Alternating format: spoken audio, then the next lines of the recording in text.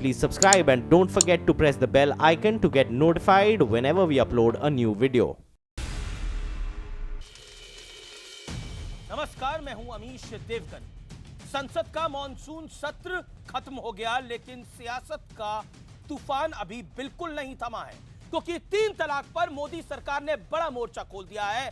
और इस सियासी संग्राम की बिग पिक्चर स्टूडियो में भी आपको दिखेगी, क्योंकि आर पार की बहस तो आप रोज देखते हैं, लेकिन आज बहस नहीं बल्कि आर पार की टक्कर होगी, क्योंकि कांग्रेस के एक सांसद ने ट्रिपल तलाक के मुद्दे पर भगवान राम और सीता का नाम घसीटकर बड़ा सियासी बखेड़ा खड़ा कर दिया है और अपने सांसद की बदजुबानी ने कांग्रेस को बैकफुट पर पहुंचा दिया है। लेकिन राफेल के मुद्दे पर कांग्रेस फ्रंट फुट पर खेलने की पुरजोर कोशिश कर रही है। इस मुद्दे पर खुद सोनिया गांधी ने मोर्चा भी संभाल लिया। तो उधर बीजेपी पर आरोप लग रहा है कि वो नामकरण के जरिए 2019 के लिए ध्रुवीकरण का दांव चल रही है। और इन तमाम मुद्दों पर सीधी टक्कर के लिए हमारे साथ कांग्रेस और बीजेपी के दो होंगे, मनीष तिवारी और संबित पात्रा, और देखेंगे आज उनकी सियासत का अंदाज क्या है। लेकिन पहले ये रिपोर्ट।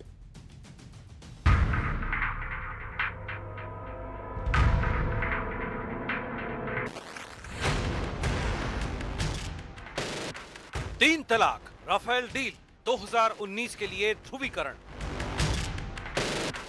ये तीनों मुद्दे सियासत की धुरी बन गए हैं। सरकार और विपक्ष आमने सामने है।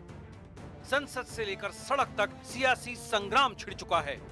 एक तरफ सरकार 3 तलाक पर विपक्ष को घेर रही है। जेपीसी का बहाना, तकनीकी अड़चनों का बहाना, इसके पीछे सिर्फ एक मानसिकता और एक मकसद है कि ट्रिपल तलाक के बिल को रोको। 30 का वो बिल था, तो उस वक्त जो है वो सुप्रीम कोर्ट के डिसीजन को निष्प्रभावी करने के लिए कांग्रेस पार्टी बिल लाई थी। दूसरी ओर विपक्ष राफेल डील को लेकर सरकार पर प्रहार कर रहा है।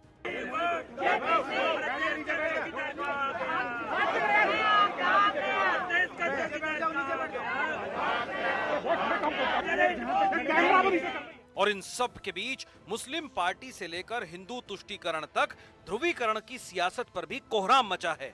एक ही मकसद है कि अगले चुनाव की पहले हिंदुस्तान की ध्रुवीकरण पक्का हो जाए। तो आज इन तमाम मुद्दों पर कांग्रेस और भारतीय जनता पार्टी के बीच होगा जोरदार मुकाबला। कांग्रेस के दिग्गज नेता मनीष तिवारी और बीजेपी के धुरंधर प्रवक्ता संबित पात्रा के बीच आर पार की टक्कर। तो आज आर पार की टक्कर डॉक्टर संबित पात्रा वर्सेस मनीष तिवारी होगा। लेकिन पहले इन आप दोनों का स्वागत है। मनीष तिवारी स्टूडियोज में है और संबित पात्रा भी स्टूडियोज में है।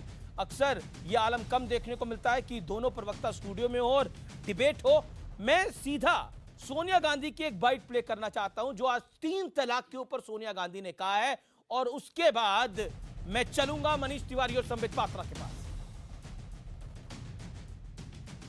पोजीशन बिल्कुल स्पष्ट है, इससे ज्यादा मैंने पोजीशन बिल्कुल स्पष्ट है, इससे ज्यादा मैंने यानी रुख बिल्कुल स्पष्ट है, इससे ज्यादा मैं कुछ नहीं कहूंगी। मैं मनीष तिवारी आप ही से ओपन करता हूं। 3 तलाक पर क्या मोदी सरकार ने आपको फंसा दिया है?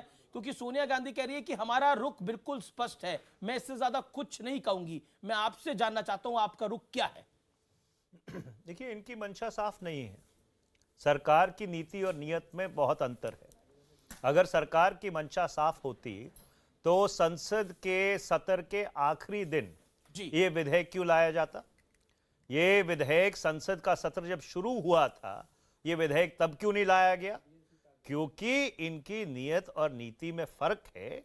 इसीलिए ये जो 3 तलाक का विधेयक है, ये शुक्रवार, आखिरी जो शुक्रवार था, उसकी दोपहर को राज्यसभा में बहस के लिए प्रस्ताव रखा गया था। और जहां तक कांग्रेस पार्टी का सवाल है, कांग्रेस पार्टी तो साफ तौर पर यह मानती है कि महिलाओं को, चाहे उसमें मुसलमान महिलाएं हो, चाहे किसी और समुदाय की महिलाएं हो, उनको बराबरी का हक मिलना चाहिए। तो हमारी मंशा, हमारी नीति और हमारी नियत में बिल्कुल कोई फर्क नहीं है। ठीक है, संबित पात्रा ये कह रहे हैं हमारी नियत में कोई फर्क नहीं है। अगर नियत में फर्क नहीं है तो बिल पास क्यों नहीं हो रहा?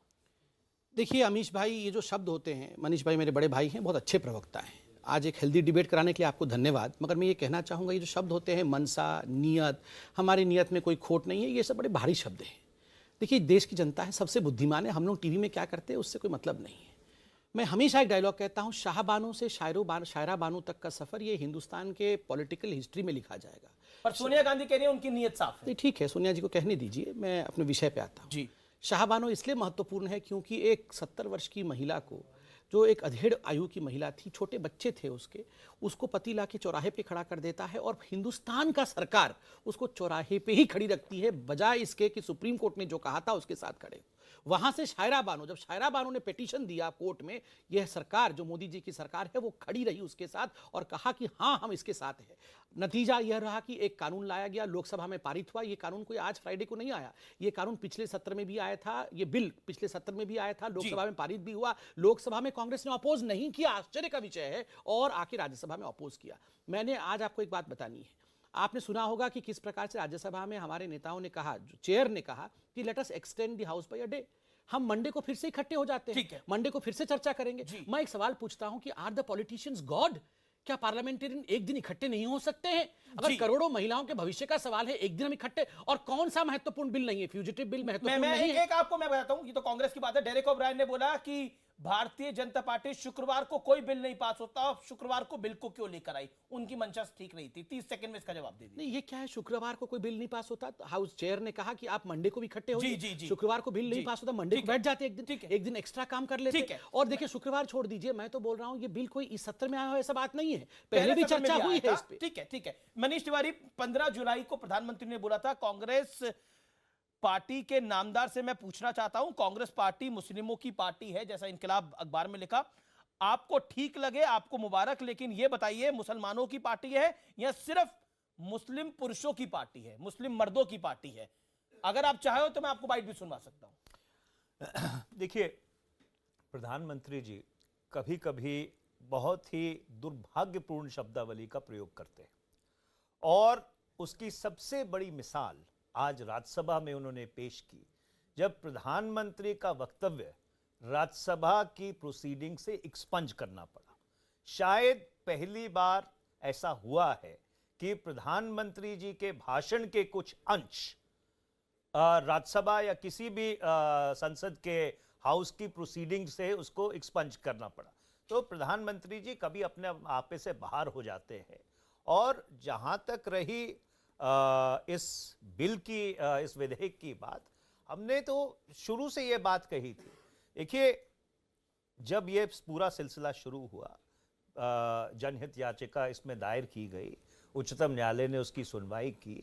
उस उच्चतम न्यायालय की सुनवाई में कई ऐसे कांग्रेस के वकील थे, कपिल सिब्बल अपना कांग्रेस का वकालतनामा लेके वहां नहीं गए थे। भगवान राम की आस्था से 3 तलाक की आस्था को कंपेयर कर दिया था, तो बड़ा कंट्रोवर्शियल बना था। अमीश, ऐसा है कि जब श्री कपिल सिब्बल अदालत में जाते हैं तो श्री कपिल सिब्बल कांग्रेस के वकील बन के नहीं जाते, अपने मुकव्विल के वकील बन के जाते हैं। पर आपको कपिल सिब्बल तो नजर आए, पर दूसरी तरफ आपको सलमान खुर्शीद नहीं नजर आए, बाकी लोग नहीं नजर आए जो उन मुसलमान महिलाओं की वकालत कर रहे थे। सलमान खुर्शीद ने जो किताब लिखी है 3 तलाक पर, उसको किसी ने अपने संज्ञान में नहीं लिया। तो इसलिए ये इसका राजनीतिकरण करने के लिए, अपनी सियासी रोटियां सेकने के लिए आप किसी पे दोषारोपण कर सकते हैं, पर वास्तविकता ये है कि अगर सरकार की नीयत साफ होती, सरकार की मंशा साफ होती, तो ये जो विधेयक था ये संसद के पहले दिन लाया जाता, ना कि आखिरी दिन। जवाब बड़ा अटैक है ये मनीष तिवारी का।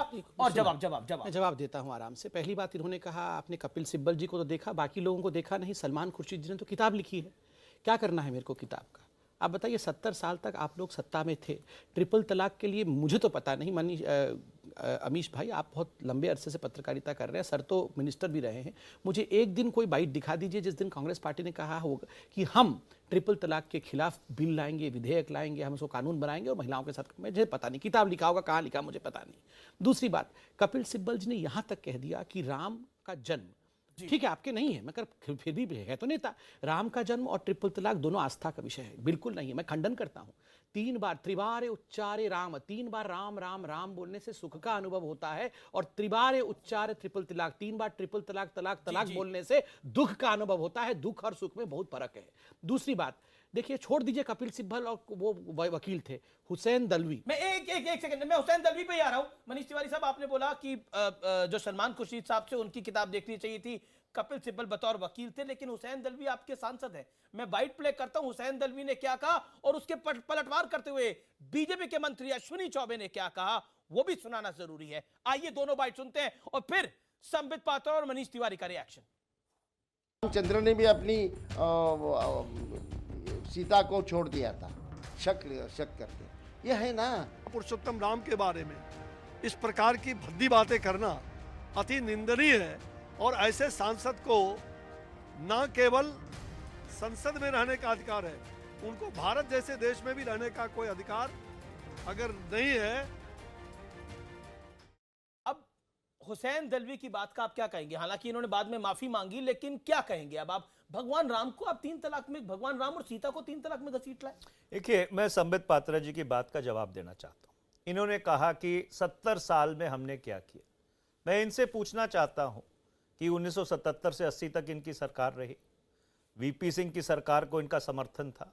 उसके बाद 1996 में इनकी 13 दिन की सरकार बनी, फिर 1998 में इनकी 13 महीने की सरकार बनी, फिर 1999 से 2004 तक इनकी सरकार रही। तो अगर आपकी इतनी ही आस्था थी कि भाई आप इस 3 तलाक को खत्म करना चाहते थे, तो आपके पास बहुत बड़ा मौका था इतने सारे सालों में कि आप इसको खत्म कर सकते थे। और जहां तक रही हुसैन दलवी साहब की बात, उन्होंने, जैसे आपने कहा कि उन्होंने माफी मांग ली है, और मेरा यह मानना है कि इस तरह का बयान नहीं देना चाहिए।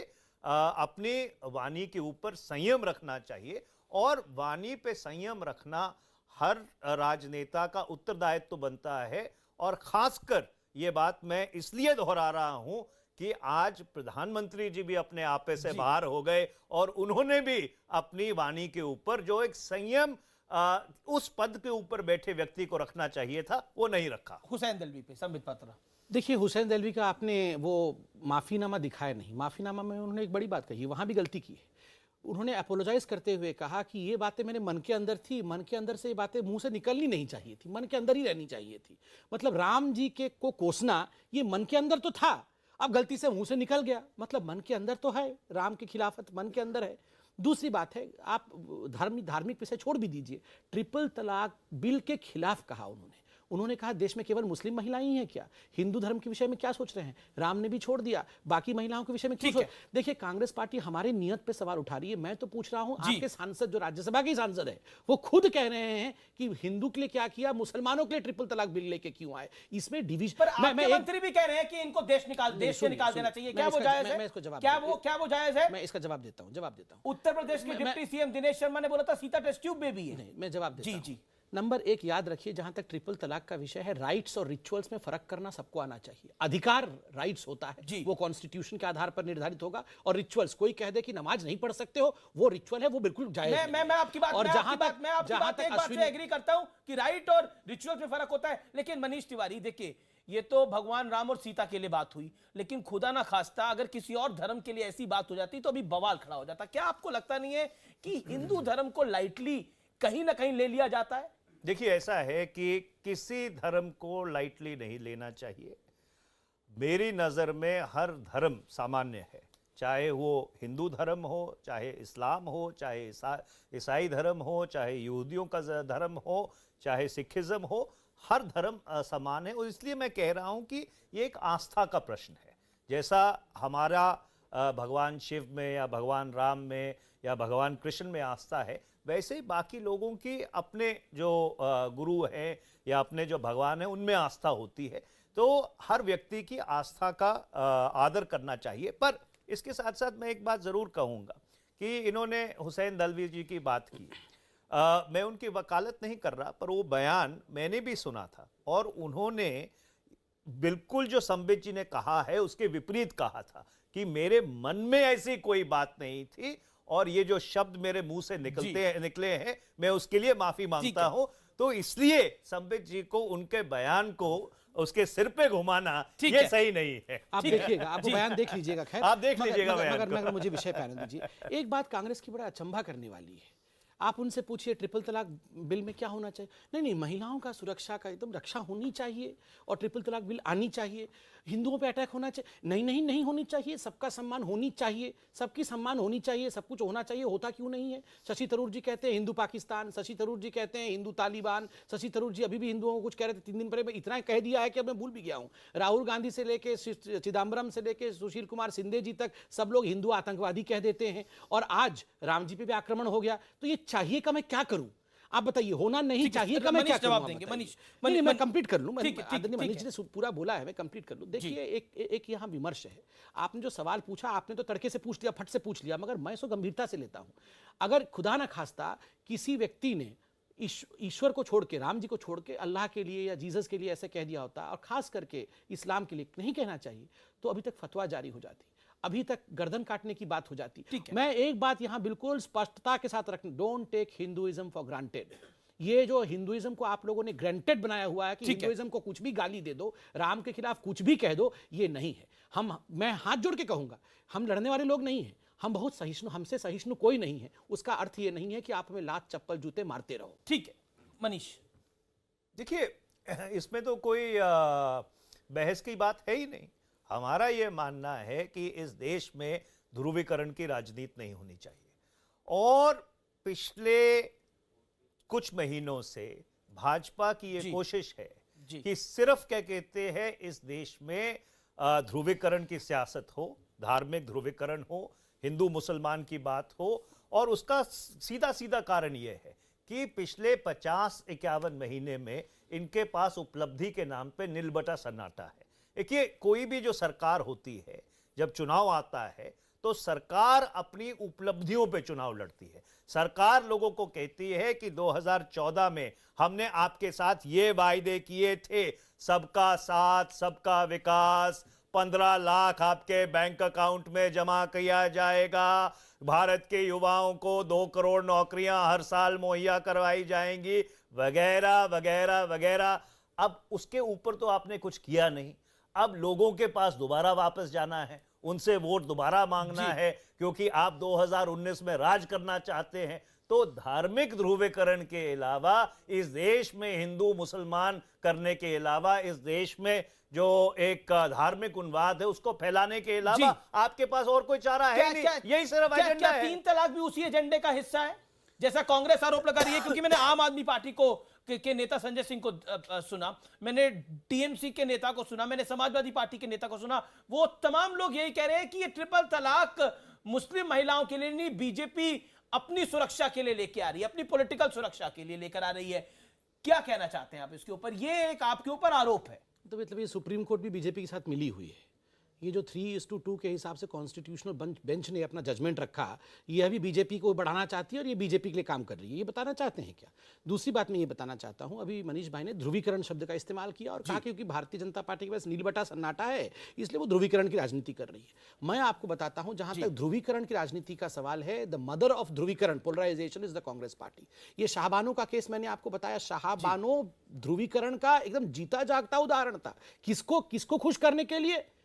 मौलानाओं को खुश करने के लिए ध्रुवीकरण, सुप्रीम कोर्ट को पलट दिया आपने। सुनिए, पलट दिया आपने। दूसरा ध्रुवीकरण का उदाहरण, जब प्रधानमंत्री, आपने अभी भाषा की मर्यादा की बात कही, भावनाओं की मर्यादा रहनी चाहिए। जब तत्कालीन प्रधानमंत्री कहते हैं देश के संसाधनों पे पहला अधिकार मुसलमानों का है, ये भावनाओं का क्षय है, ये हिंदुओं के भावनाओं के साथ खिलवाड़ है। हम मनुष्य नहीं है, हम मनुष्य नहीं है जो हमारे रिसोर्सेज के ऊपर हमारा अधिकार पहला नहीं है, सबका बराबर का अधिकार होना चाहिए। तीसरी बात है, बाटला हाउस एनकाउंटर पे आदरणीय सोनिया गांधी जी आतंकवादियों पे रोती है, ये ध्रुवीकरण नहीं तो ये क्या है? ये क्या है फिर आप बताइए। और नहीं, और नील बटा सन्नाटा मैं बताता हूं, नील बटा सन्नाटा हमारे पास आप क्या है क्या नहीं है जनता देगी, हमें दे रही है। मगर आज आप बता दीजिए कौन सी पार्टी आपके साथ खड़ी है? अभी 2-2 कंसेक्यूटिवली 2-2 नो कॉन्फिडेंस मोशन हुआ और डेप्यूटी चेयरपर्सन का चुनाव हुआ। आप सोच रहे थे कि हमें हरा देंगे, हर जगह परास्त करेंगे। नील बटा सन्नाटा है कांग्रेस के साथ आज। ठीक है मनीष तिवारी, देखिए 3 तलाक पर ये राउंड है, अगला राउंड ध्रुवीकरण पर होगा और उसके अगला राउंड रफेल पे होगा। मैं एक बड़ा सीधा सवाल पूछता हूं, 3 तलाक पर अमेंडमेंट आप कुछ चाहते थे, सरकार कुछ अमेंडमेंट के लिए तैयार है और वो अमेंडमेंट कर भी दिए गए हैं। अब क्या ये बिल पास होगा? क्योंकि 3 तलाक मोटा मोटी बिल जो है वो मुस्लिम महिलाओं को सुरक्षा देने वाला बिल है। देखिए, ऐसा है कि जो संशोधन हमने इस विधेयक में सुझाए थे, अगर सरकार उन संशोधनों को संसद के पहले दिन मान लेती तो ये कानून पारित हो जाता। पर इन्होंने प्रतीक्षा की, ये सारे प्रक्रिया को संसद के आखिरी दिन तक लेके आए और संसद के आखिरी दिन भी उसके शुक्रवार की दोपहर को, जब प्राइवेट मेंबर्स बिजनेस होता है और ये संसदीय परंपरा 70 साल से चली आ रही है, सरकार को इसके बारे में पूरी तरह से ज्ञान है, उस समय लगाया गया क्योंकि सरकार नहीं चाहती थी कि बिल पारित हो। और दूसरी बात, चेयर ने बोला एक दिन हाउस बढ़ा लेते। मैं दूसरी बात, आपको 2007 का बटला हाउस इनकाउंटर तो याद आता है जी। आप निरंतर और लगातार डॉक्टर मनमोहन सिंह को गलत कोट करते रहते हैं। अगर आप उनके बयान को पूरी तरह से पढ़िए, उन्होंने ये कहा था कि इस देश के जो अल्पसंख्यक हैं, इस देश के जो पिछड़े हैं, इस देश के जो शेड्यूल्ड कास्ट और शेड्यूल्ड ट्राइब्स है, इन सबको मुख्य धारा में जोड़ने की जरूरत है और इसलिए they have the first right on the resources of this country. उन्होंने पिछड़ेपन की बात की थी, पर उसका सांप्रदायिकरण भारतीय जनता पार्टी ने इसलिए किया क्योंकि 50 महीने की जो इनकी सरकार है, उस सरकार की ना तो कोई उपलब्धि है और ना ही उस सरकार ने देश की जनता के लिए कुछ किया है। क्या ध्रुवीकरण 2019 में सबसे बड़ा मुद्दा होने वाला है? ये राउंड है, क्या ध्रुवीकरण की ढाल से जीता जाएगा 2019 का चुनाव? और जिसकी वानगी राजस्थान में भी देखने को मिली है। पहले सुनते हैं कि अधीर रंजन चौधरी और अमर सिंह ने क्या बोला। एक ही मकसद है कि अगले चुनाव की पहले हिंदुस्तान की ध्रुवीकरण पक्का हो जाए। जो स्टार की पार्टी होती है तो सिर्फ हिंदू ही क्यों देते हैं, और नवरात्र के व्रत को तोड़ने की कोई पार्टी मुसलमान भाई क्यों नहीं देते? ये एक तरफा मोहब्बत जो है, ये तुष्टिकरण वोट बैंक की नहीं है तो और क्या है? ये तो अधीर रंजन चौधरी वर्सेस अमर सिंह था, लेकिन मैं संबित पात्रा आपसे एक सवाल पूछता हूं। मियां का बाड़ा नाम बदल के मियां को महेश बनाकर पॉलिटिकल फायदा हो जाएगा राजस्थान में 2019 में? ये है, ये सच्चाई है, मैं आपको बताता हूं, ये हार्ड फैक्ट है। अमीश भाई, आप इसको पूरे डिटेल में पढ़िए जी। मियां का बाड़ा का नाम आपने कहा कि हमने महेश बना दिया जी, वो महेश था पहले। मियां का बाड़ा महेश नगर है अब जी। मियां का बाड़ा पहले महेश था, वो पहले महेश नगर था इंडिपेंडेंस से पहले, और इंडिपेंडेंस के बाद के कुछ दिनों तक वो महेश नगर था। क्योंकि महेश नगर क्यों था? किसी महेश के नाम पर नहीं, शिव शंभो महेश के नाम पर था। वहाँ बहुत ही प्रसिद्ध शिव जी की मंदिर है जिसके नाम पर महेश नगर है, शिव को महेश भी कहते हैं। उसको अचानक चुनाव से पहले क्यों? राजस्थान में चुनाव है अभी 2018 में। पूरे विषय को देखिए आप, ये लगभग 10 से 15 साल पहले उस गांव के लोगों ने, और आपने इससे पहले ब्रेक से पहले एक बात कही थी, मैंने कहा था 10 सेकंड मुझे दीजिए। आपने कहा था मुसलमानों के गांव का नाम मियां के बाड़ा को बदलकर महेश नगर किया गया। मैं इस बात पे आपत्ति करना चाहता था कि कोई गांव हिंदुओं और मुसलमानों का नहीं होता है। ये मुसलमानों का गांव क्या होता है? ये तो हिंदुस्तानियों का गांव है। और इसमें आपको जान के आश्चर्य होगा कि मैंने पूरा पता लगाया। बिल्कुल आपने सही बोला, लेकिन आपकी सीएम क्या कह रही है वो भी मैं आपको बता दीजिएगा। मैं एक सेकंड मुझे दे दीजिए। हिंदुओं की अधिक आबादी के चलते बदला नाम बदलने से हिंदू समुदाय में वैवाहिक प्रस्ताव बढ़ेंगे। पुराने नाम के चलते ये मुस्लिम बहुल आबादी वाले गांव लगते थे। ये एक बात क्यों कहा? वसुंधरा राजे सिंधिया ने बोली, क्यों कहा? अमीश देवगुन ने नहीं बोली। ठीक बोला। क्यों कहा? देखिए, वो जो चिट्ठी आई थी, आपको चिट्ठी पढ़िए, जो सरपंच और गांव के लोगों ने लिखा था। गांव के सभी बड़े बुजुर्गों ने लिखा कि हमारी बेटियों की शादी नहीं हो पाती है, नाम के कारण ऐसे माना जाता है जैसे, मैं उस पर नहीं जाना चाहता हूं। तो अगर सरपंच और बूढ़े लोगों ने गांव का लिखा है, वो तो कोई पॉलिटिकल पार्टी के सदस्य नहीं है, और आज से 15 साल पहले लिखा है, कोई आज नहीं लिखा है। कुछ क्लियरेंसेस पहले हो चुकी थी, कुछ क्लियरेंसेस बाकी थी, वो क्लियर हुआ। और जो पुराना नाम था, और बंगाल का नाम भी तो बदल, वेस्ट बंगाल का नाम भी तो बदल के बंगाल कर रहे हैं, उड़ीसा का नाम भी बदल के ओडिशा किया गया है, ओडिशा था पहले। तो देखिए, नाम चेन्नई, मद्रास को चेन्नई किया गया। देखिए, इसको हिंदू मुस्लिम एंगल से मत देखिए। जो पुराना नाम था महेश नगर था, शिव जी के नाम पे आया है। अच्छा, क्या आपको लगता है मनीष तिवारी, जो ब्रेक से पहले भी बात हो रही थी, ध्रुवीकरण की सियासत तेज है, जो अधीर रंजन चौधरी ने बोला, क्या उस बात में दम है कि 2019 से पहले ऐसी बड़ी सारी चीजें और देखने को मिल जाएंगी? अमीश जी, बिल्कुल देखने को मिलेगी, क्योंकि आपने एक बहुत सटीक सवाल पूछा था कि अगर आपने नाम बदलना ही था तो विधानसभा के चुनाव के 2 महीने पहले क्यों? और उसका सीधा सीधा जवाब ये है कि राजस्थान में भारतीय जनता पार्टी शिकस्त खाने वाली है। और जो उपचुनाव हुए थे, अजमेर का उपचुनाव हुआ, उससे पहले अलवर का उपचुनाव हुआ, विधानसभा का उपचुनाव हुआ, बहुत बड़े मार्जिन से वो सारी सीटें भारतीय जनता पार्टी हारी थी। तो जब आपको हार दिखाई दे रही हो राजस्थान में भी और पूरे देश में भी, और आपके पास उपलब्धि के नाम पे कुछ ना हो, चाहे ना राज्य सरकार के पास ना केंद्र सरकार के पास, तो धार्मिक ध्रुवीकरण इस देश में हिंदू मुसलमान, इस देश में सांप्रदायिक तनाव फैलाने के अलावा आप और क्या करेंगे? पर मनीष जी, कांग्रेस मुसलमानों की पार्टी है, इनकलाब अखबार में छपता है और सूत्रों के हवाले से छपता है। कांग्रेस कहती है कि ऐसा कुछ नहीं हुआ, लेकिन नदीम जावेद एक इंटरव्यू भी देते थे उसी अखबार को 2 दिन बाद। शशि थरूर कहते हैं हिंदू पाकिस्तान और हिंदू तालिबान। तो क्या आपको लगता नहीं है कि अगर चलिए बीजेपी सांप्रदायिक सियासत कर रही है तो हिंदू मुसलमान तो आप लोग भी कर रहे हैं अपने तरीके से? देखिए ऐसा है जी कि कांग्रेस 1885 में बनी थी जी। कांग्रेस वो पार्टी है जिसने आजादी के आंदोलन को नेतृत्व दिया। कांग्रेस को किसी के सर्टिफिकेट की जरूरत नहीं है कि वो हिंदू पार्टी है, मुसलमान पार्टी है, ईसाई पार्टी है कि यहूदी पार्टी है। हर व्यक्ति जानता है कि कांग्रेस सबकी पार्टी है।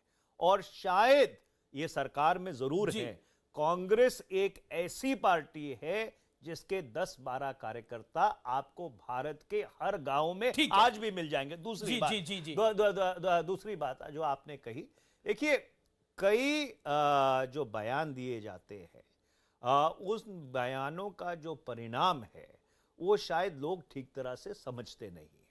और इसलिए ये जो इनका एक षड्यंत्र है कि इस देश में 2019 से पहले धार्मिक ध्रुवीकरण होना चाहिए। मैं अपने कांग्रेस के साथियों को भी बड़ी विनम्रता से हाथ जोड़ के ये कहना चाहता हूं कि इनके ट्रैप में मत फंसिए, इस तरह के बयान मत दीजिए जिनसे इनकी जो नाकामियां हैं, इनकी जो फेलियर्स हैं, उससे लोगों का ध्यान हटे। देखिए, मैं मनीष जी की एक बात से सहमत हूं। अब मुझे आराम से बोलिए, बहुत देर बोला। मनीष जी के एक बात से बिल्कुल सहमत हूं कि अब हिंदुस्तान के हर शहर में कांग्रेस के 10-12 कार्यकर्ता हैं, 10-12 ही कार्यकर्ता हैं और नहीं है। दूसरी बात, एक बात यहां मैं स्पष्ट कर दूं, बार बार ये कांग्रेस के लोग कहते हैं कि कांग्रेस पार्टी वो पार्टी है जो आजादी की लड़ाई में लड़ रही थी। देखिए, वो कांग्रेस अलग थी, वो महात्मा गांधी की कांग्रेस थी, ये इंदिरा है। कांग्रेस आई है, इसलिए वो कांग्रेस और ये कांग्रेस, आप दोनों को मिलाने की कोशिश मत करिए और भ्रम मत फैलाइए। तीसरी बात, बार बार मनीष भाई ने कहा हमारे पास कोई उपलब्धि नहीं है और हम हारने वाले हैं, इसलिए हम पोलराइजेशन करना चाहते हैं। देखिए, हमारे पास कोई उपलब्धि नहीं है तो अकेले लड़ जाइए ना। ये सारे इकट्ठे होने की कोशिश, ये महागठबंधन करने की कोशिश, क्यों अकेले लड़ जाइए? हम कुछ भी नहीं कर रहे हैं, गर्त में ले जा रहे हैं, तो अकेले लड़ जाइए। और एक बड़ी बात मैं बताऊं आपको कि हारेंगे हम, इन्होंने कहा राजस्थान में, बाकी जगह में। मैं आपको लिखित दे रहा हूं कि तीनों राज्यों में जीतेंगे, 2019 में जीतेंगे। क्यों बताता हूं। उत्तर प्रदेश के चुनाव से पहले ठीक इसी प्रकार का बहस होता था ना, और 2 अच्छे लड़के हमको हरा देंगे, मोदी जी को हरा देंगे, साइकिल में बैठ के चल रहे हैं, यही चर्चा होती थी। क्या हुआ आपने देखा? यूपी को 7 पसंद है, 7 ही मिला उनको, कुल मिला के 7 सीटें मिली। मैं आज अब लिखित में दे रहा हूं। ध्रुवीकरण उसी की प्लानिंग है।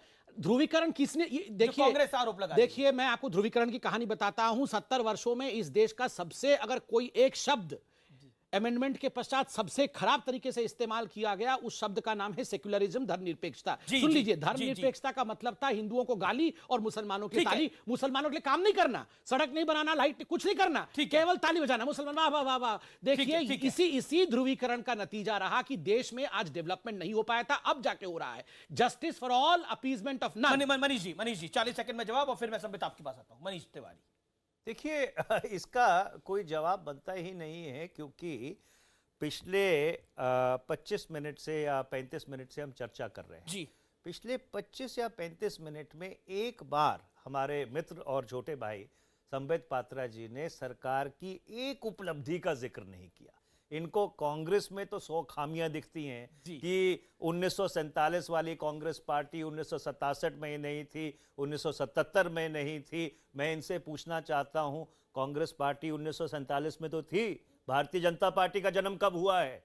तो इसलिए अगर आप उस बहस में पढ़ेंगे कि कौन किस समय किसकी क्या भूमिका रही है भारत के इतिहास में, भारत को आजाद कराने में, भारत की जो नवनिर्माण की नींव रखने में, तो कांग्रेस पार्टी के सिवाय उस समय कोई राजनीतिक दल था ही नहीं।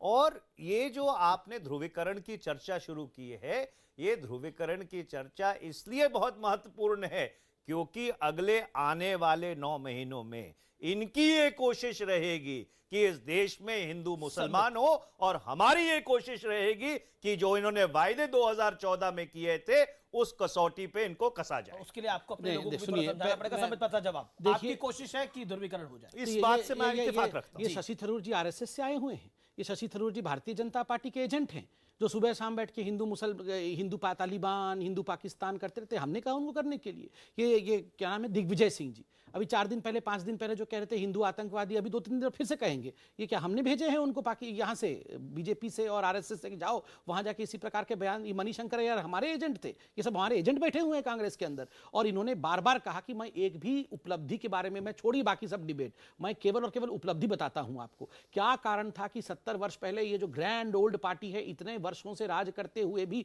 43% of Indians inclusive banking system में नहीं आ पाए थे? क्या कारण था कि मोदी जी के आने के पश्चात 32 करोड़ लोगों का अकाउंट खोलना पड़ा? क्या कारण था कि 18,000 गांव अभी भी हिंदुस्तान में ऐसे छूट गए थे जहां बिजली नहीं पहुंची थी? क्या कारण था कि आयुष्मान भारत को अब लाना पड़ रहा है और 10 करोड़ परिवारों तक 5-5 लाख रुपए अगर उनको मेडिकल की आवश्यकता पड़ेगी हम देंगे? क्या कारण था कि सड़कें हर गांव तक नहीं पहुंची थी? अब डबल नहीं, सुनिए ना, सुनिए, मैं बिना सांस रोके बोलूंगा ना। आप सुनना चाहते थे ना अचीवमेंट, मैं बोलूंगा। क्या कारण था कि सौभाग्य योजना के कारण अब जाके 4 करोड़ घर तक जहां बिजली नहीं पहुंची थी अब बिजली पहुंच रही थी? क्या कारण था कि जब हम 2014 में सरकार में आए थे तो मात्र 59 ग्राम पंचायत तक फाइबर ऑप्टिक केबल पहुंचा था और अब 2 लाख से अधिक गांव तक फाइबर ऑप्टिक केबल पहुंचा है? क्या कारण था कि जिस समय हम सरकार में आए थे 2013 में इंडिया फ्रजाइल 5 इकोनॉमी में थी और अब फैबुलस फ्यू इकोनॉमी में है? क्या कारण था कि आज हम सरकार में आके उज्ज्वला योजना के माध्यम से 5 करोड़ महिलाओं तक सिलेंडर पहुंचा रहे हैं? और इतने घर क्यों छूट गए? पूरी सांस मत, मैं रुकना नहीं चाहता। सांस मत रोकिए संबित भाई। मैं नहीं, सांस नहीं, मैं चाहता हूं। आप कहते थे ना सरकार ने क्या किया है, मैं पूरी तरह से बताना चाहता हूं सरकार ने क्या किया है। और इसीलिए ये समझ नहीं पा रहे हैं कि मोदी जी के साथ लड़े तो कैसे लड़े। मैं तो सिर्फ 3 सवाल पूछना चाहता हूं। क्या कारण है कि लोगों के बैंक खातों में 15 लाख रुपए आपने जमा नहीं किया? क्या कारण है कि आपने वायदा किया था कि बाहर के बैंकों में जितना काला धन जमा है वो सारा 100 दिन में वापस लाकर 15 लाख में तकसीम करके सबके खातों में जमा कर दिया जाएगा? क्या कारण है कि वो नहीं हुआ? मैं पूछना चाहता हूं कि क्या कारण है कि 2 करोड़ नौजवानों को आपने हर साल नौकरियां मुहैया करवाने का वायदा किया था, 4 साल में 8 करोड़ नौकरियां हो गई हैं। आपके आंकड़ों के अनुसार, सरकार के आंकड़ों के अनुसार 8,23,000 नई नौकरियां आपने उपलब्ध करवाई हैं। आपने कहा था कि सबका साथ सबका विकास होगा, अच्छे दिन आएंगे, पर वास्तविकता तो ये है ना सबका साथ है ना विकास हुआ है, और अच्छे दिन तो छोड़ो। गाना आ गया अच्छे दिन का, फन्ने खा पिक्चर में गाना आ गया अच्छे दिन का। देखो पता नहीं गाना आया कि जुमला आया, पर एक बात तय है, पिछले 51 महीने में इस देश के अच्छे दिन नहीं आए, भाजपाइयों के अच्छे दिन आ गए हो तो मैं कह नहीं सकता। ठीक है, संबित पात्रा 30 सेकंड में मेरे को ब्रेक के लिए भी अभी जाना है। देखिए अच्छे दिन पे ही मैं बोल देता हूं, कुछ लटियंस हैं जिनके अच्छे दिन चले गए हैं। उनको लगता था कि बस आराम से पैसे बनाओ, हर से कमीशन लो, वो अच्छे दिन समाप्त हो गए, इसलिए परेशान है। दूसरी बात, इन्होंने कहा कि 15, अमीश भाई एक रिक्वेस्ट है आपसे, मैं मांगूंगा तो ये नाराज हो जाएंगे, जितने भी प्रवक्ता कांग्रेस के सबके अकाउंट नंबर रखिए, 15 लाख भेजे जाएंगे। हम इनके अकाउंट में पहले 15 लाख, इतना लालायित है, 15 लाख इनको पहले, मैं सोनिया जी से लेके 15 लाख भेजूंगा। सब सारा पैसा तो वहीं पर है, वहीं से लेके भेजना पड़ेगा। और देखिए ये एम्प्लॉयमेंट करते हैं, मुद्रा योजना के माध्यम से 12 करोड़ लोगों को लोन दिया गया, क्या वो एम्प्लॉयमेंट नहीं है? और अब इस दौर में बात कर लेते हैं महागठबंधन के फ्लॉप शो की। मनीष तिवारी साहब, मैं आपसे जानना चाहता हूं, ये सत्र विपक्ष के फ्लॉप शो के लिए भी जाना जाएगा। जैसे नो कॉन्फिडेंस मोशन में 145 वोट आने चाहिए थे, 125 आए। उसके बाद जिस तरह से डिप्टी स्पीकर का चुनाव हुआ और विपक्ष के खाते में सिर्फ 100 वोट पड़े, क्या आपको लगता नहीं है कि कहीं ना कहीं आपकी फ्लोर मैनेजमेंट तो खराब है ही, साथ ही निर्णय भी गलत हो गया? देखिए अमीश जी, एक विरोधाभास है जी और वो विरोधाभास ये है कि कई भारत के ऐसे राज्य हैं जहां पे सीधी सीधी लड़ाई कांग्रेस पार्टी और क्षेत्रीय दलों पे जी और वहां पर जरूर गठबंधन करने में एक समस्या आती है। पर जो देश की उभरती हुई तस्वीर है और जिस तरह से पिछले 50 महीनों में 51 महीनों में इस देश को कुशासन का शिकार होना पड़ा, तो हर विपक्षी दल के मन में ये मंशा है कि अपनी जमीन को छोड़ते हुए दूसरे से समीकरण बनाते हुए 2019 का हमको चुनाव लड़ना है। और आप देखिएगा अगस्त में हम बात कर रहे हैं, नवंबर आते आते ये जितने विरोधाभास है ये रिजॉल्व हो जाएंगे। संबित पात्रा, जो मनीष तिवारी का भरोसा है और जो कांग्रेस पार्टी का भरोसा है कि नवंबर में आपका खेल खराब हो जाएगा, इसमें कितना दम आपको दिखाई देता है? क्योंकि इसमें तो आपने अपना दम दिखाया ये इस नवंबर सत्र में। इस अगस्त का नवंबर कभी नहीं होगा, वो है ना इस रात की सुबह नहीं, ठीक उसी प्रकार इस अगस्त का कभी नवंबर नहीं होगा। महत्वपूर्ण इसलिए क्योंकि हमने पहले भी देखा है कि किस प्रकार से ये हमेशा कहते रहे कि महागठबंधन बनेगा, मगर बन नहीं पाया। ये जो दो घटनाएं अभी हुई हैं, events on the floor of parliament, no confidence motion और नो कॉन्फिडेंस मोशन के बाद आपने देखा कि उपसभापति के चुनाव में सोनिया गांधी जी का बाइट आपने प्ले किया था। नो कॉन्फिडेंस मोशन के समय सोनिया गांधी जी ने कहा था we have the numbers. Yes, who says we don't have the numbers, we have the numbers and we will show it on the floor. और उपसभापति चुनाव में भी बीके हरिप्रसाद जी ने कहा कि I am super confident that we will win, मगर वो कॉन्फिडेंस धराशायी होते हुए दिखा है। और एक बात याद रखिए, मनीष भाई ने कहा कि इतने सारे राज्य हैं जहां हमारी सीधी टकराव है, हम इकट्ठे कैसे आएंगे? आप बताइए, बंगाल में इकट्ठे कैसे आएंगे? अधीर रंजन चौधरी तो बोल रहे हैं कि हम और सीपीआई साथ में चले जाएंगे, ममता बनर्जी को हराएंगे। वहां पर टीडीपी तो इनके साथ में नहीं आने वाला है, वाईएसआर भी इनके साथ आने को तैयार नहीं है, केसीआर भी इनके साथ आने को तैयार। तो ये किसके साथ? और आज देखिए इसका एक 10 सेकंड में देखिए जो भी संसद में हुआ, एक बात बड़ा स्पष्ट है कि कांग्रेस पार्टी का स्पर्श तक कोई पॉलिटिकल पार्टी करना नहीं चाहती है। मनीष तिवारी, देखिए आम आदमी पार्टी ने एक बात बोली कि बीजेपी की सबसे बड़ी एसेट राहुल गांधी है। अमित जी, मैं आपसे एक सवाल पूछना चाहता हूं। आपने कभी ऐसा देखा है कि एक राजनीतिक दल जो इनकी विचारधारा के समानांतर है, इनकी विचारधारा में विश्वास नहीं रखता पर इनके विचारधारा के समानांतर है, सरकार का वो हिस्सा है कि और जब अविश्वास प्रस्ताव आता है तो उस अविश्वास प्रस्ताव का बहिष्कार करती है। शिवसेना की बात कर रहा हूं मैं। और अभी भी वो सरकार में शामिल है। तो इस तरह का शायद सिलसिला पिछले 70 वर्ष में भारत के लोकतांत्रिक इतिहास से तो नहीं देखा। और जहां तक रही कांग्रेस पार्टी की बात, आम आदमी पार्टी ने कमेंट देखिए देखिए जहां तक रही आम आदमी पार्टी या कांग्रेस की बात, आप देखिएगा, मेरे को 2003-2004 का घटनाक्रम भी बहुत अच्छी तरह से याद है। जैसे जैसे चुनाव नजदीक आएगा ये सारे समीकरण अपने आप बन जाएंगे और इनके जो घटक दल है वो इनसे टूट टूट के भागेंगे। ठीक है, ये शिवसेना के नाम पे आपको बहुत चिढ़ा रहे हैं। ये तो बड़ा आश्चर्य का विषय है। हम नो कॉन्फिडेंस मोशन भी जीत जाए और हम उपसभापति का चुनाव भी जीत जाए और डांट और चिढ़ाई भी हम खाएं। चिढ़ाना तो हमको इनको चाहिए कि क्या हो गया, नंबर का क्या हो गया, मगर हम तो चिढ़ा नहीं रहे हैं। मैं तो ईश्वर से प्रार्थना करता हूं कि कांग्रेस पार्टी हमें ऐसे ही चिढ़ाती रहे और हमारा मखौल उड़ाते रहे और हम चुनाव जीतते रहे। आजकल खैर इनको मोरल विक्ट्री बनाने की आदत रह गई, गुजरात के बाद से हर हारने के बाद भी मोरल विक्ट्री बनाते हैं। देखिए, शिवसेना हमारे साथ, आप याद करिए 2014 के चुनाव के साथ नहीं थी, उसके बाद भी जिस प्रकार का रिश्ता हमारे को दिखा। हम एक ही विचारधारा के गर्भ से आए हुए पार्टी है, चाहे आप कितना भी चिढ़ाइए, हम साथ साथ थे, हम साथ साथ रहेंगे। मगर इनके जो पॉलिटिकल लोग हैं, जो तथाकथित महागठबंधन से आपको स्ट्रेस है कि नहीं है? नहीं, क्योंकि कहीं ना कहीं एक अंडरकरंट तो है डॉक्टर पात्रा, उस पर आप किस बात का स्ट्रेस होगा? ये तो आपस में एक दूसरे को देख के और पूछ रहे हैं कि हम आपके हैं कौन, हम आपके हैं कौन। अच्छा, ये तो आपस में कर रहे हैं। आप कहते हैं कि महागठबंधन पर आपको बहुत बड़ा भरोसा है। आप कह रहे हैं कि महागठबंधन कहीं ना कहीं नवंबर तक बन जाएगा, लेकिन वो पुरानी कहावत है, आप पंजाब से आते हैं, वो पूत के पांव जो है वो पालने के वक्त दिखाई दे देते हैं। अभी जो 2 टेस्ट हुए वहां पर फेल हो गए, तो क्या आपको लगता नहीं है अगर थोड़े अच्छे नंबरों से भी पास फेल होते तो समझा जाता? क्या आपको लगता नहीं है ये आप लोगों के लिए चिंता की बात है? आम आदमी पार्टी कह रही है कांग्रेस का कुछ नहीं। अखिलेश यादव ने इंटरव्यू में बोला कांग्रेस राष्ट्रीय पार्टी है, उसको उत्तर प्रदेश में ये सोचना पड़ेगा। तो इसके मायने क्या है? ममता बनर्जी अपना राग अलाप रही है, नवीन पटनायक इनके साथ चले गए हैं। देखिए ऐसा है अमीश जी, कोई किसी के साथ नहीं गया है जी, और राष्ट्रीय स्तर पर कोई महागठबंधन नहीं बनेगा। प्रादेशिक स्तर पर सीट एडजस्टमेंट्स होंगी और अगले 3 महीने में 4 महीने में जैसे जैसे चुनाव नजदीक आएगा, अगर इन्होंने बौखला के चुनाव जल्दी नहीं करवा लिया तो आप पाएंगे कि वो जो सीट एडजस्टमेंट्स का सिलसिला है वो बिल्कुल एक सामान्य तरीके से पूरी तरह से संपन्न हो जाएगा और भारतीय जनता पार्टी और इनके जो घटक दल हैं उनको कांग्रेस और कांग्रेस के साथ जिन पार्टियों का गठबंधन है उनका 2019 में सामना करना पड़ेगा। ठीक है, संबित पात्रा, सबसे पहले तो इस बात का जवाब दे दीजिए कि चुनाव जल्दी होने वाला है क्या?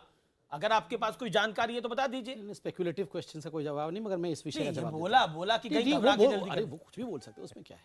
देखिए, आपने पूत के पांव, आप दोनों पंजाबी पुत्र हैं, अच्छी बात है, हम लोग सब पंजाबियों को बहुत लाइक करते हैं, बड़ा दिलदार लोग होते हैं, मगर आपने कहा पूत के पांव पालने में दिख जाते हैं।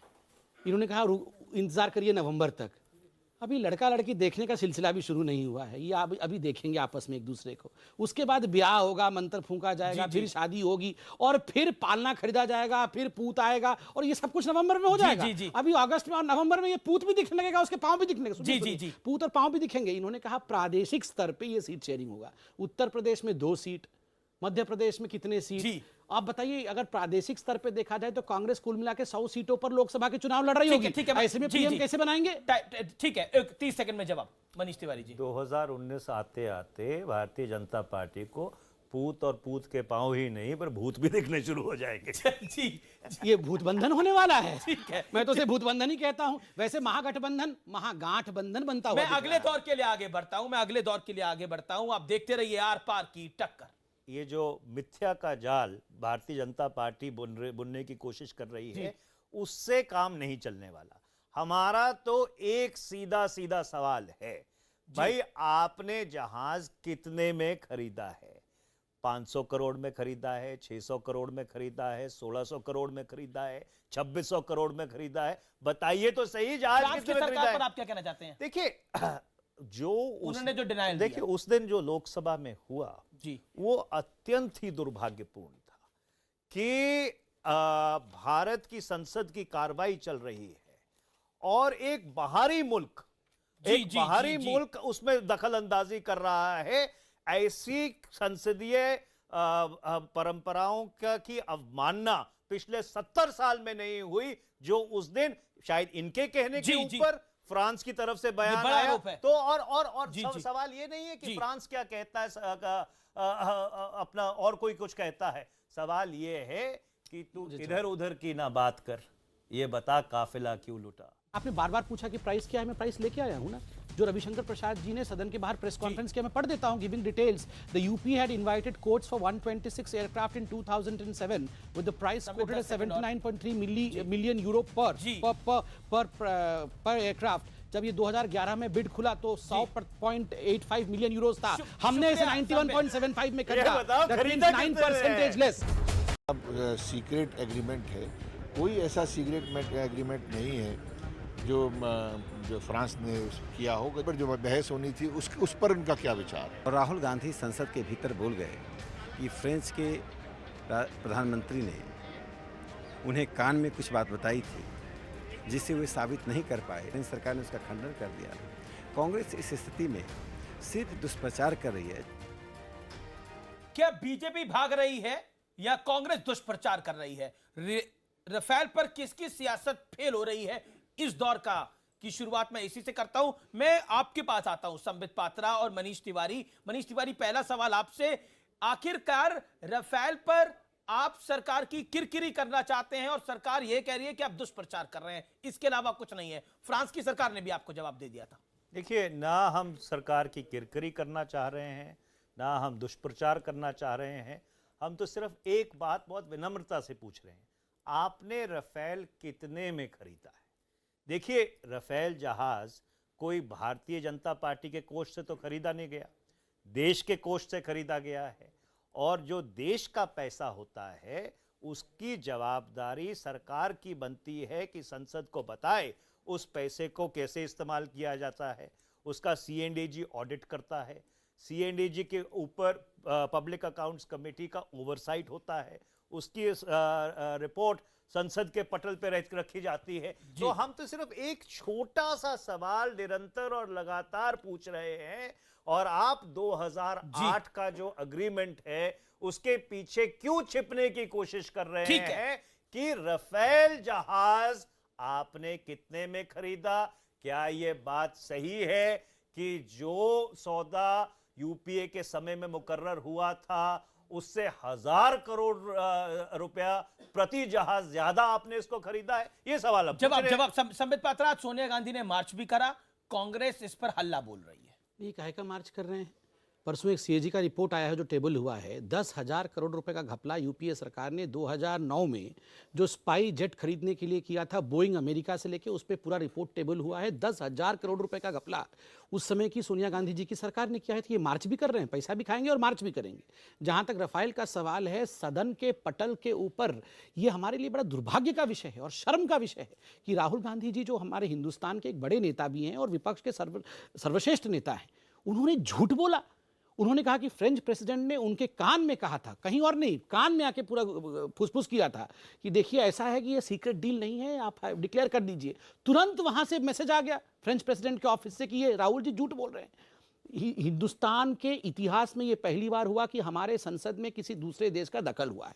दूसरी बात है, ये क्या बोल रहे हैं कि हमारे समय जो डील हुआ था, कौन सा डील हुआ था, दिखाइए कौन सा डील हुआ था। नहीं सुनिए, it is called as a notional deal, कोई डील नहीं था। और रविशंकर प्रसाद जी ने अमाउंट बताया है कि 9% less than whatever was your in your tenure. Okay, ये कह रहे हैं और राफेल का नाम टेन्योर में डील होती है उससे 9% कम है। ठीक है, एक सेकंड में, 5 सेकंड। राफेल में आपने पूछा कौन फेल है? Rafale, Rahul fail. जवाब देखिए, ऐसा है कि ये जो मिथ्या का जाल भारतीय जनता पार्टी बुनने की कोशिश कर रही है, उससे काम नहीं चलने वाला। हमारा तो एक सीधा सीधा सवाल है, भाई आपने जहाज कितने में खरीदा है? 500 करोड़ में खरीदा है, 600 करोड़ में खरीदा है, 1600 करोड़ में खरीदा है, 2600 करोड़ में खरीदा है? बताइए तो सही, जहाज कितने में खरीदा है? आप क्या कहना चाहते हैं? देखिए, जो उन्होंने जो डिनायल देखिए उस दिन जो लोकसभा में हुआ जी, वो अत्यंत ही दुर्भाग्यपूर्ण था कि भारत की संसद की कार्रवाई चल रही है और एक बाहरी मुल्क मुल्क उसमें दखल अंदाजी कर रहा है। ऐसी संसदीय परंपराओं की अवमानना पिछले 70 साल में नहीं हुई, जो उस दिन शायद इनके कहने के ऊपर फ्रांस की तरफ से बयान आया। तो और सवाल ये नहीं है कि फ्रांस क्या कहता है अपना और कोई कुछ कहता है। सवाल ये है कि तू इधर उधर की ना बात कर, ये बता काफिला क्यों लुटा। ठीक है, मुझे रहजनों से गर्ज नहीं, तेरी रहबरी का सवाल है। ठीक है, आखिरी दौर है, 30 सेकंड है। देखिए, France is a sovereign country.